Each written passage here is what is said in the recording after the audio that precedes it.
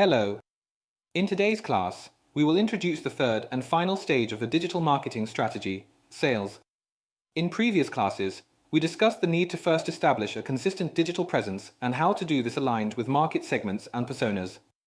Then, we moved on to the second stage, where we created complementary services that will help establish a close relationship between your business and leads and customers.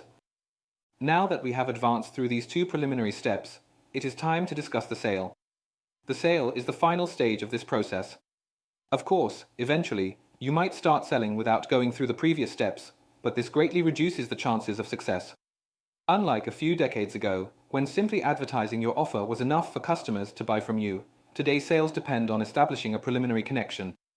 Additionally, information about your company and your products or services is available through digital channels, and consumers or buyers research your company, product, or brand beforehand, even before making any contact. An interesting factor is that what is said about your company on the internet is more important in the buyer's decision than what the company itself says about itself. This means that the digital reputation of your product, service, or brand is much more measured by the reviews of other customers than by your institutional communication. Currently, there are many ways to sell online. There is no single best method, but rather the most suitable ones for each customer profile.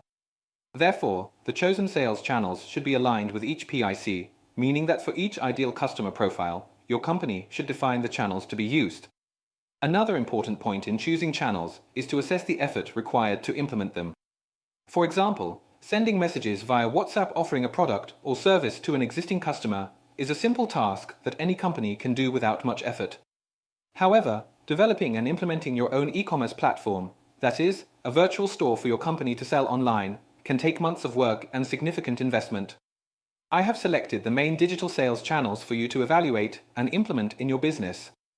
They are email marketing, conversational commerce, which involves selling through messages, such as WhatsApp, for example, marketplaces, such as Amazon, Mercado Libre, Shopee, among others, own e-commerce, which is your business's own online store, social commerce, which is selling through social networks, such as Instagram Shop or TikTok Shop, live commerce, which is selling via live broadcasts, such as TikTok Live Shopping or YouTube Live Shopping.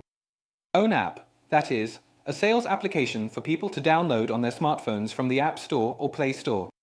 And affiliate programs, where third parties resell your products through online links and ads.